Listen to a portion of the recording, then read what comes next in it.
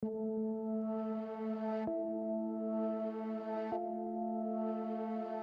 now the fourth United States president to preside over American troop presence in Afghanistan.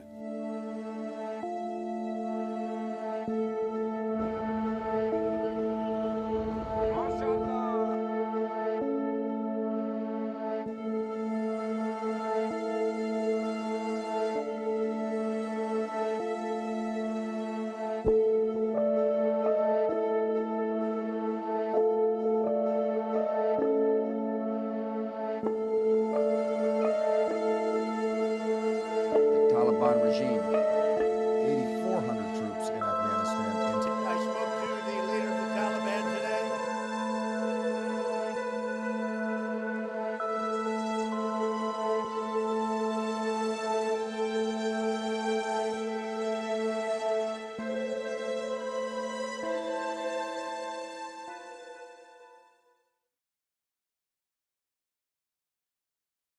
Welcome to Washington Post Live. I'm David Ignatius, a columnist for the Post. America's 20-year war in Afghanistan ended last night with the last American C-17 leaving Kabul airport at 11:59. This is a painful story and one that we'll be struggling to understand for decades. But here with us today are three special experts to help us make a first assessment of what happened in Afghanistan, what went wrong, and why. Ambassador Ryan Crocker has been the U.S. ambassador to 6 different countries, including Afghanistan. He and I first met in Lebanon 40 years ago.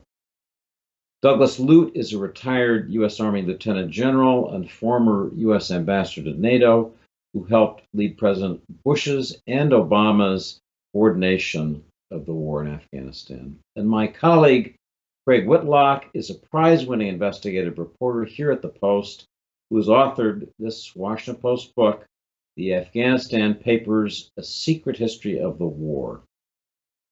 Gentlemen, welcome to Washington Post Live. Thank you for coming to join us today. Before we get into the details of our look backward on lessons learned, I want to ask each of you briefly in a minute to take the measure of where we are today and to describe your own personal feelings as you watched the video of that last plane leaving, of our last commander in Afghanistan boarding the plane in that eerie green-yellow night vision. Ambassador Crocker, let me ask you to start. David, for me, it was a sense of deep relief. I hadn't realized until the suicide attack that our Marines and soldiers were the first line of screening. There was nobody out there in front of them screening anybody. So to see that last plane lift off, that was a moment of relief. We're all scarred by our own histories, and mine, as you know, Beirut, the early 80s, the time of the embassy and the Marine bombing. I was just glad to see them get out with any more losses.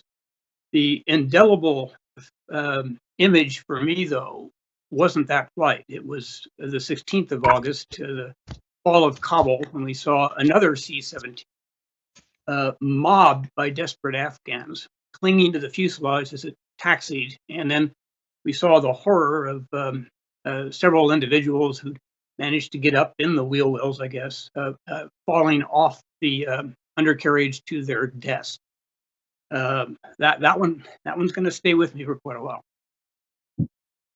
Ambassador Lute, let me ask you the same question. Just give us a sense of your own personal feelings having been involved in this war so long as you saw it end last night. Well, so David, my first reaction is much like Ryan's. It's a sense of relief. We can imagine the commander of the 82nd Airborne aboard that last C-17. His final walk towards the C-17, I think, will become an iconic image, the last American to get on the plane. But imagine the relief of those soldiers after being for 2 weeks in such a vulnerable position and literally an island surrounded by uncertainty, surrounded by the potential attack from the Islamic State branch in Afghanistan. and surrounded by the human desperation and the chaos that they found when they first got there. I think that we can be proud, if not obviously of the whole 20-year venture in Afghanistan. We could be proud and should be proud of what we delivered in these last several weeks. So a sense of relief, but also looking forward, a sense of uncertainty, of anxiety. What's the next chapter hold? And this is largely yet to be written, but there's a significant cause for concern. And Craig, finally, let me ask you, you've spent an enormous effort trying to uncover the truth about this war. You've talked to many people who, as they look backwards, are angry. I'm curious what your feelings as a journalist were as you watched these same images that Ambassador Crocker and Lute have described. Well, certainly relief. I agree with that. I think that despite this tragic loss of life by U.S. service members last week and Afghans as well, or ever since the Taliban came into Kabul, this was just such a fraught and risky evacuation operation. We're just so fortunate there wasn't any sort of open warfare in Kabul over the last few weeks, that there wasn't more bombings by Islamic State. There are so many things that could have gone wrong, and it is remarkable what the military was able to accomplish with the evacuation mission. The other feeling I had in seeing the U.S. troops leave and the Taliban enter the airport at Kabul was, why were we fighting the Taliban for the last 20 years? The original purpose of the war was to go after al-Qaeda. That was largely accomplished within the first few months to eliminate their presence in Afghanistan. And I think this is something we wrestled with over the last 2 decades, but never really clearly answered, is why were we fighting this war against the Taliban and other insurgents for the last 20 years? Were they the enemy? If so, why? There were other points in the war where U.S. officials said the Taliban wasn't the enemy. And in recent weeks, we were actually cooperating with them on some levels. So, this really gets to the question of who was the enemy and why were we fighting as long as we did. So, Craig, that's a good point to turn now to your book, The Afghanistan Papers. The title obviously is evocative of the Pentagon Papers, which helped us to see the truths that have been hidden in the story of that war. You write in your book, U.S. officials had no need to lie or spin to justify the war. Yet leaders at the White House, the Pentagon, and the State Department soon began to make false assurances and to paper over setbacks on the battlefield. As the months and years passed, the dissembling became more entrenched. Tell us about how you think that culture of, in your description, misrepresentation, dissembling, developed, and who we should see as responsible for that. Yeah, and I don't say that lightly. And I think one reason for it is this was a war that the American people had overwhelmingly supported at the start. It was a war of self-defense because of the September 11th attacks. It was seen as a just cause.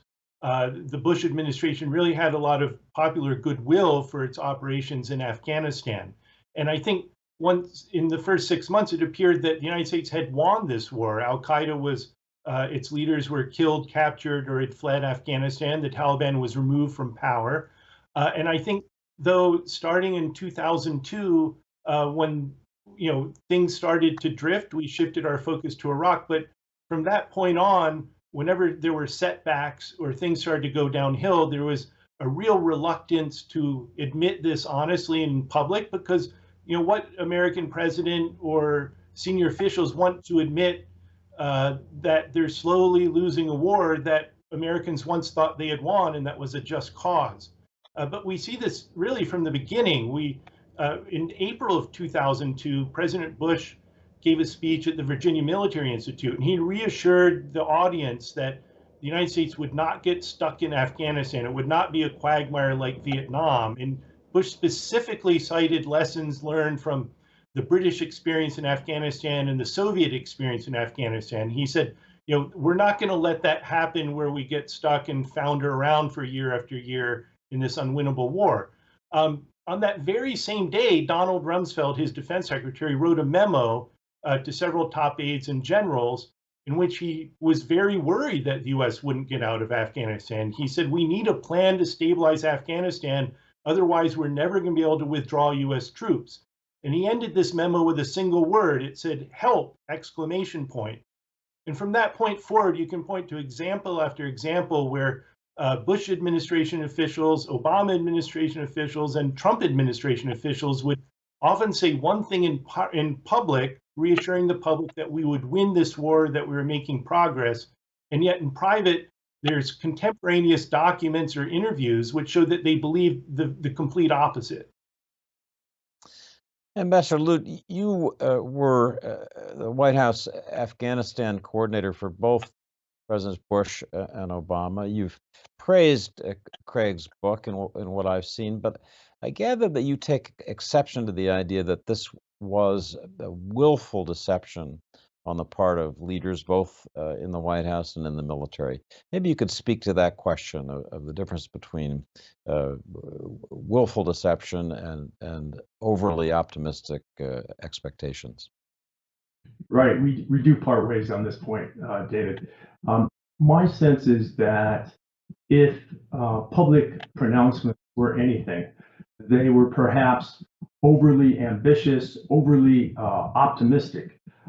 They were also, however, I think, founded on, at least outside the White House, founded on a rather short-term view of progress, a short-term assessment. This goes back to the fact that even our diplomatic leaders, but our intelligence leaders and our military officials on the ground tended to have very short-term perspectives, roughly about a year or so. Now, there are exceptions. Ryan Crocker was there as the ambassador for longer than a year and on more than one occasion.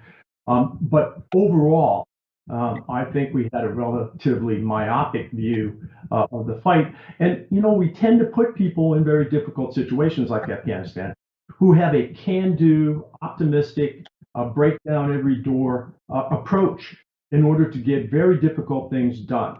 So by nature, they tend to be optimists. Ambassador Crocker, I can remember being with you in Kabul when one of those can-do generals, General David Petraeus, was trying to think how this war could be won, new strategies, new commitments. I want to ask you, as such an experienced ambassador, whether you had along the way concerns that this just wasn't going to work. And I know from reading your commentary that Craig collected for the book that you did, and what, as an ambassador, as part of this government, this effort to win the war, you did with those concerns. How did you express them and share them with others? Well, first, I would take issue with the terms that we keep repeating here: win, victory. I think if you go back over my public comments, you're not going to see a lot of that from me. You know, we really haven't been in the business of winning wars since World War II.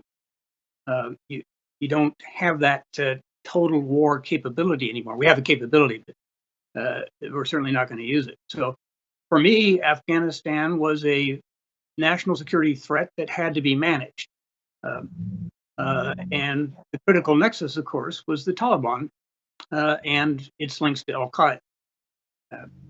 They went into exile rather than accept our ultimatum from 2001 that said, hand over al-Qaeda and we'll leave you alone. Now, they chose exile over that. And for me, that's why we were there. And that is why we were taking on the Taliban. If the Taliban came back, we would have every reason to believe that al-Qaeda would come back with them. And again, the chilling news of the last several days, we've now heard from al-Qaeda's chief of security for Osama bin Laden, heroes welcome in Nangarhar. So the band's getting back together, and I fear that this is going to be a problem for our children and our grandchildren. Craig, your research for this book showed a consistent pattern of predictions, hopes that turned out to be unrealistic. Your key source material was the government's own effort internally to look at lessons learned from this story. Maybe you could talk a little bit about that effort, how you were able to obtain it, and why it is that the government's own conclusions didn't seem to be taken into the policy process adequately and to frame what we were doing going forward.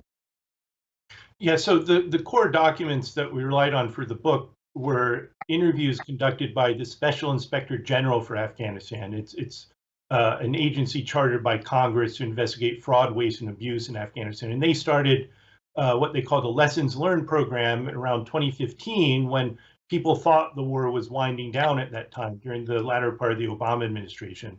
And the Inspector General's staff was going to compile public reports about things like corruption in Afghanistan, building the Afghan army, strategy, and things like this. So they interviewed more than 400 people who had played a role in the war, from White House staff to generals, mid-level officers, aid workers, you name it. And I would like to compliment in particular Ambassador Crocker and General Lute, because they both gave lengthy interviews to the Inspector General and were both very frank. And I make great use of their forthright comments in my book. In fact, I still remember reading the transcript of Ambassador Crocker's interview with the Inspector General, where the staffers asked him, "Do you want this to be on the record?" And he said, "Well, of course. What would be the point of doing a lessons learned program if the interviews weren't on the record?" Unfortunately, the Inspector General got cold feet over this. When we asked to see the interview notes and transcripts that they had compiled with these hundreds of people, because we wanted to know what they had said, the Inspector General refused, and the Washington Post had to take them to court twice with federal lawsuits under the Freedom of Information Act. And it took us 3 years to obtain these notes and transcripts. But what they showed really was examples were the interviews with General Lute and Ambassador Crocker. They were extremely frank and forthright about a lot of mistakes that were made. They didn't hold back. And these comments really help enlighten what went wrong in Afghanistan. I do wish other individuals involved in this project had spoken on the record with their names attached like they had, because I think then the public would have a better idea of what went wrong, and we could really have a better public debate and understanding of what happened over the last 20 years. There's still a real reluctance on the part of people who, other people who are involved in the war, to sort of grapple with the mistakes made and who is responsible and whether things could have turned out differently. Let me jump in on that. I think it's a critical point.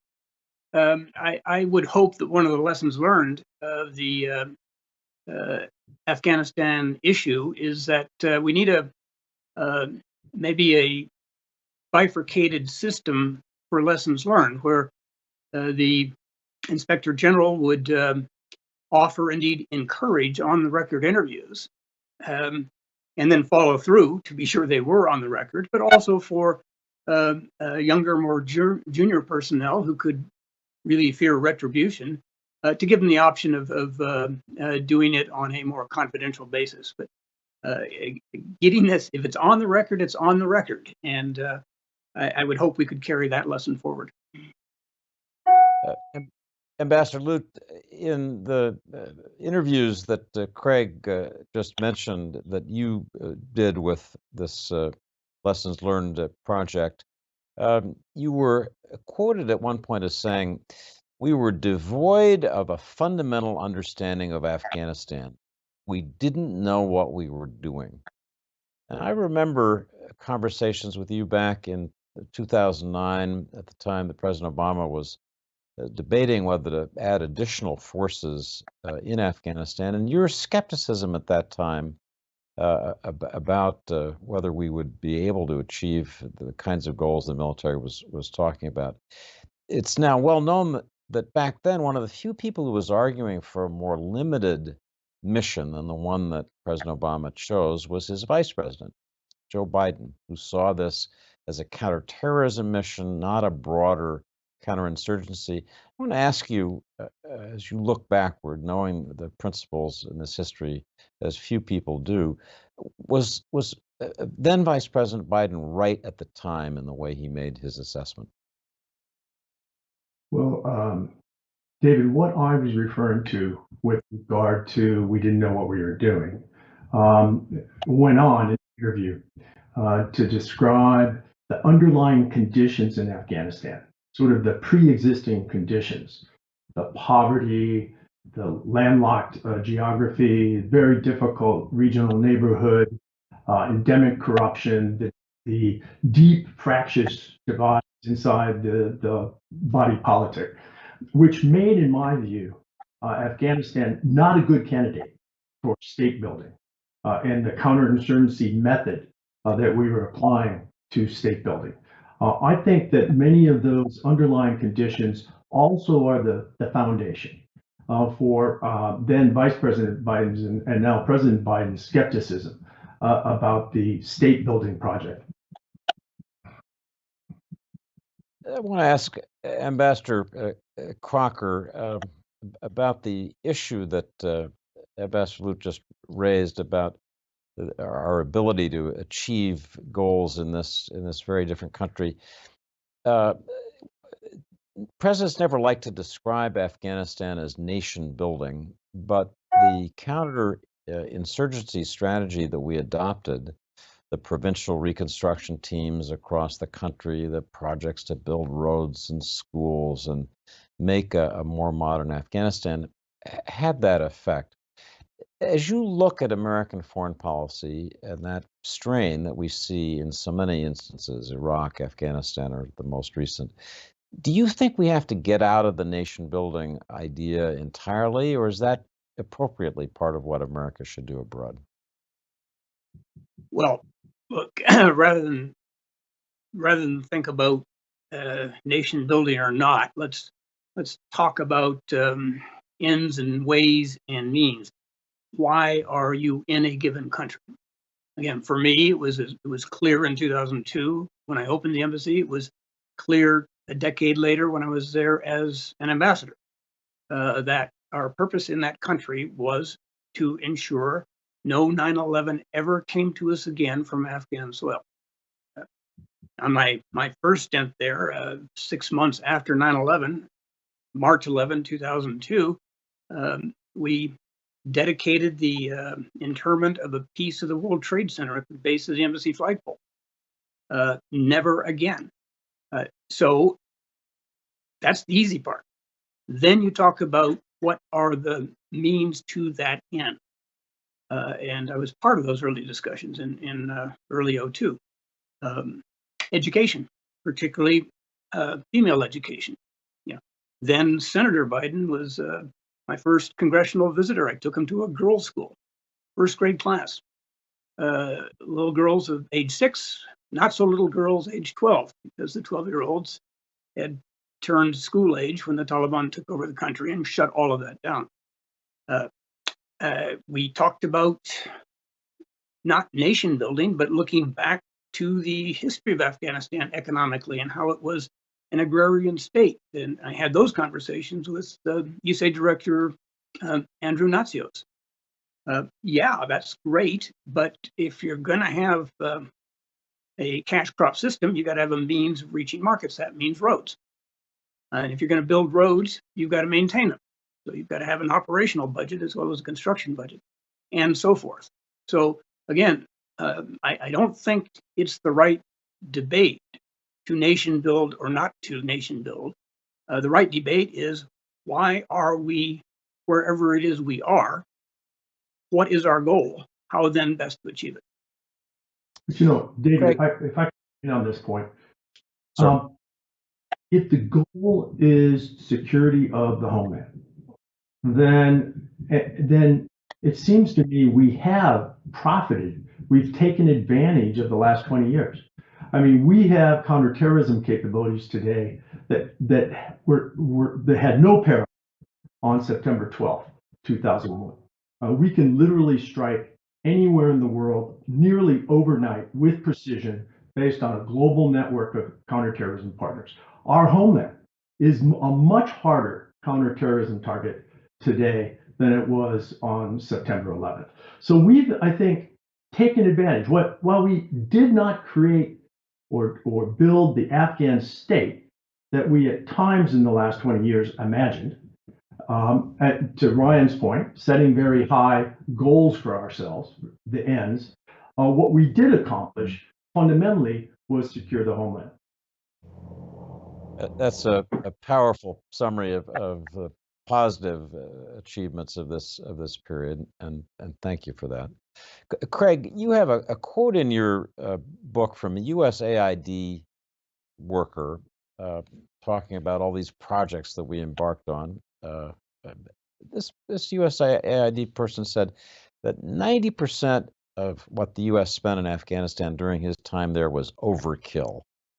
I want to ask about the question of oversight. We were spending a lot of money. We usually added up in over $1 trillion. What was the oversight of that spending like? And what's the lesson for the future on that issue of making sure we're spending money sensibly and not wasting it? Right. Well, so that quote came from a USAID person who was there during the surge time during the Obama administration when we sent 100,000 troops to Afghanistan. And there was also intended to be a surge in capacity for building schools, clinics, roads, things like this.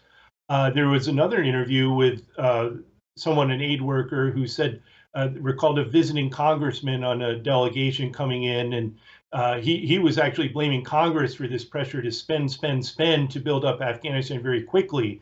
And this aid worker complained to the member of Congress that, Congressman, they expect me to spend $3 million a day in this Afghan district. This is a place with people live in mud huts with no windows. How can I possibly do this? You know, we were spending too much because there was a rush to get results within a couple years' time before the Obama administration could start drawing down troops.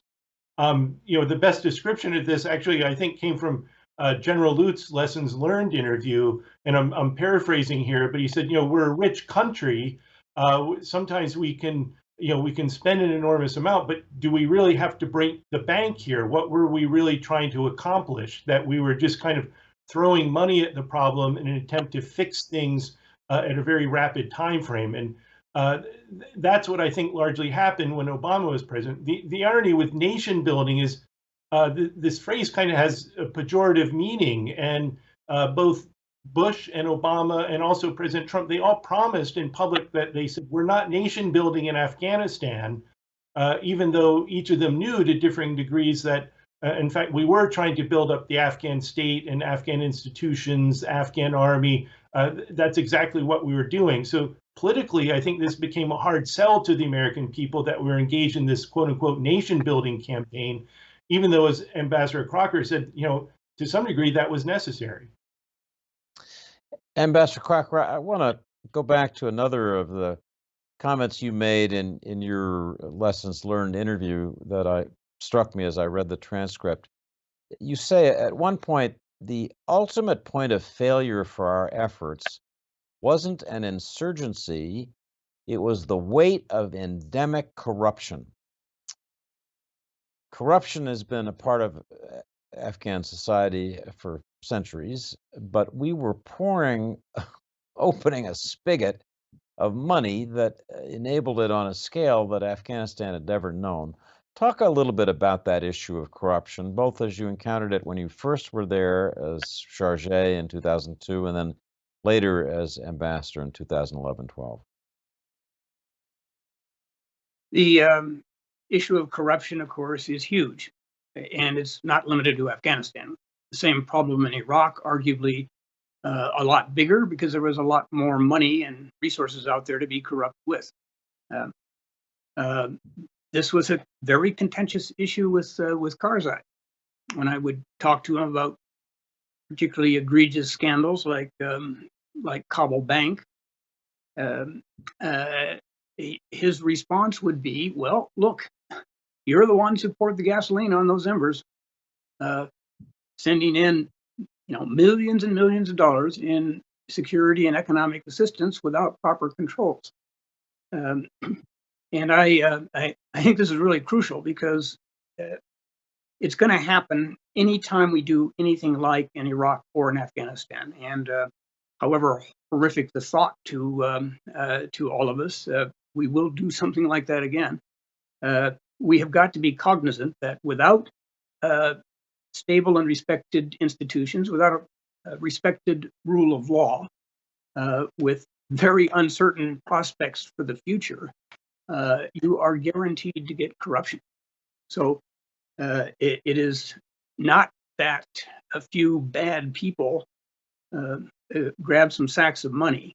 It's that inadvertently the flow of assistance into a uncontrolled climate, if you will, again, no institutions and so forth, that is what you're going to get. Ambassador Lute, you're a former three-star general. You know the military as well as anybody. I want to ask you a couple of questions about military command and how it worked. You've made an interesting comment that perhaps the shorter tours of duty, a year typically, sometimes more, but a year was often the tour that ISAF commanders had in Kabul. They have been part of the problem, that you have new people coming in, having to reinvent the wheel, announce a new strategy, et cetera, et cetera. I want to ask you about that. And then I'd also ask you for your assessment of the military advice that our military leadership has given in this last period after President Biden decided he wanted out. There's been some criticism of the military that they shouldn't have acceded to pulling out of Bagram, that's a mistake that's really on them. Be interested in your judgment about both aspects of this. Well, David, the second part of that is easier because I simply don't know. I don't know what the inside advice was as they sat around the big table in the largest conference room in the Situation Room. But it's hard for me to imagine, however, knowing Mark Milley and Lloyd Austin. Lloyd Austin's a West Point classmate of mine. I've known him for 50 years. That they didn't give unvarnished, candid advice in the course of the policy deliberation. And I think I'll just leave that there. With regard to the sort of short-term tour lengths and its contribution to the outcome, look, it seemed to me, having watched this consistently for more than 10 years, that even at that point in my own personal education about Afghanistan, I was constantly learning things that were new and illuminating and important, should have been important to the policy debate. But I only learned them late in the game. So as I reflect on short tour lengths, we were often fighting this war with a sort of a 101 level of understanding of the problem, when what we needed were graduate degrees in the problem. And it's that sort of absence of deep understanding that I think is one of the things that we should take away from this lessons learned project. Craig, I want to ask you a question that doesn't come up in your book, but I think it's one that we all need to examine, and that's how you think Congress and the press, the two ways that we try to hold policymakers accountable for their actions, did over the long 20-year course of this war. Give us briefly your thoughts about how the stewards of accountability fared. Yeah, that's a very good question, David. I think on both counts, both institutions could and should have done better, but Congress, without a doubt, their attention span to what was going on in Afghanistan tended to be very sporadic. At the very beginning, of course, they were paying close attention, although at that point the war seemed to be going well in 2001, 2002. But immediately after that, all this attention shifted to Iraq and remained there really till President Obama took office and announced a couple of new strategy reviews in Afghanistan. Then people started paying attention again. Lawmakers did in Afghanistan. There were lots of hearings held in the Senate and House about how the war was going from 2009 to 2011. A lot of commanding generals would come in. But once U.S. troops started to draw down in Afghanistan in 2012, from then on, that attention from Congress really kind of dried up. Certainly, you could say similar things about the news media and its coverage of Afghanistan. I will say I don't want to knock reporters too much because, you had so many reporters on the ground in Afghanistan over the last 20 years, many of whom at great risk were reporting what was going on there. The Washington Post has had a bureau there all along. Other news organizations have too. Certainly, journalists got distracted by Iraq as well. I still remember when President Karzai and met Donald Rumsfeld in Afghanistan in Kabul in May of 2003. Karzai and Rumsfeld had a press conference, and Karzai smiled when a number of reporters showed up and said, "Oh, you're still here. I thought all you international journalists had gone to Baghdad." So there were periods of time when we were still covering Afghanistan, but it certainly didn't get on the front page or didn't get on the evening broadcast as much as it should have at times when it needed the most scrutiny. I'll repeat here as moderator something that I've written looking back at my own coverage over these nearly 20 years. Often I think commentators in the press expressed skepticism about the broader goals, but we kept being, in effect, suspended in the bubbles of optimism of the commanders whose efforts we would report, and their views about what we can achieve, next month in Helmand, next month in Kandahar, kept being repeated, and we conveyed that hope to the public, sometimes without saying, "Wait a minute, this isn't working." I want to ask Ambassador Crocker to look forward for a minute. You've served as few others have in the Middle East, the Arab world. You were quoted recently as saying you think the Taliban takeover in Kabul has emboldened violent Islamic radicals.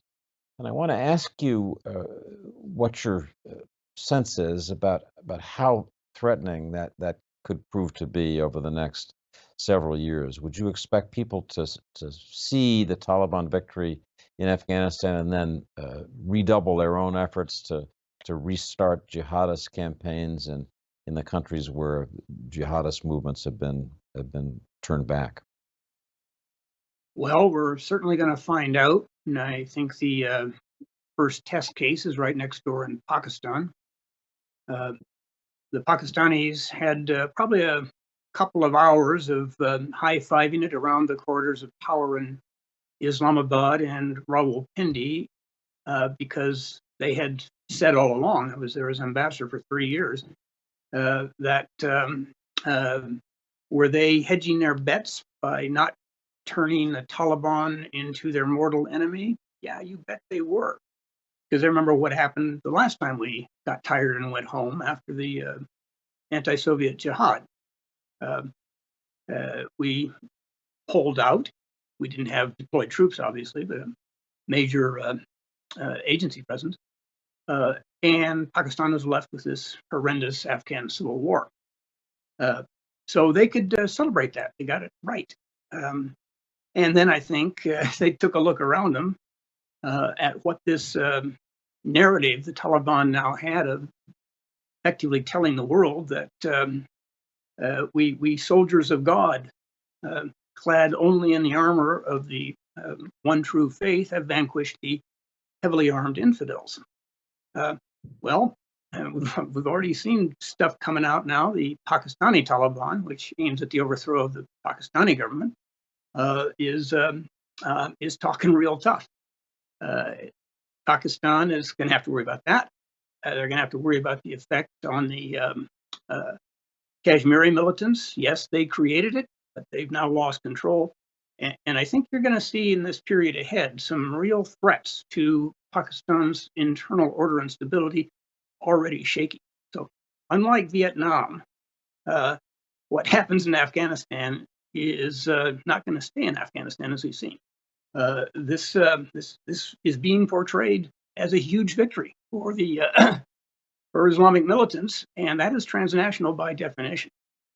So we are entering brave new world a very dangerous phase. And I'm afraid we're going to find out, you know what? The war isn't over. Ambassador Lute, I want to ask you to follow on Ambassador Crocker's comment about the perhaps resurgent threat in the aftermath of what will be seen by jihadist movements as victory. You've talked about how much we've learned about counterterrorism. Do you think that the assets we have in place, in the case of Afghanistan, over the horizon, in the case of Pakistan, our counterterrorism liaison is much less than it used to be. Do you think that we're really in a position to fight what could be a resurgent movement adequately? So I think this is a big question mark.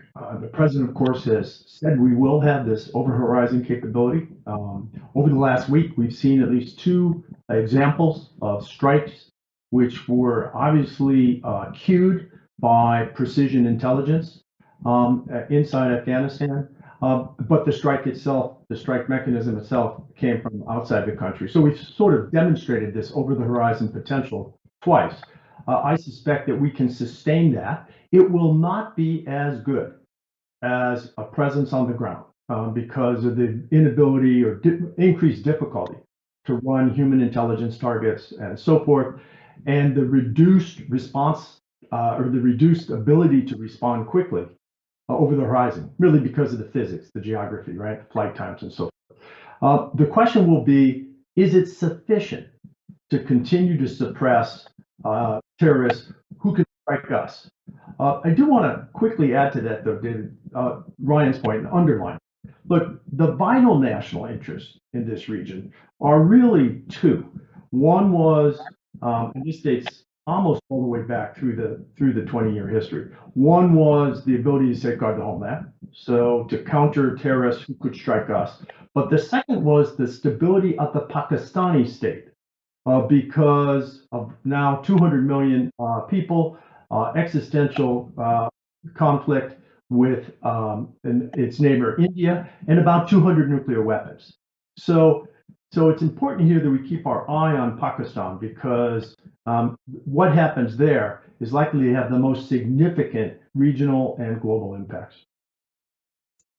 We have only 2 minutes left, and I want to ask Craig Whitlock, my colleague who's written this extraordinary book, if he would sum up in his own personal terms what he thinks the lessons learned are for him and should be for the country on this day where the war in Afghanistan is ended finally after 20 years. Craig, what are your lessons learned?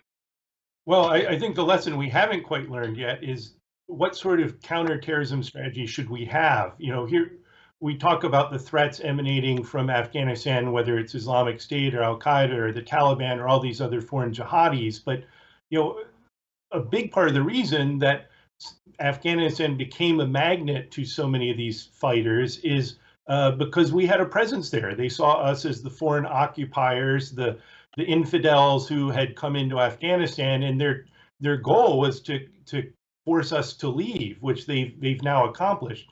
I don't want to minimize the continuing threats some of these groups pose to U.S. interests overseas or even to the United States back here, but it kind of feels in some ways like we're fighting the last war over and over again after September 11th.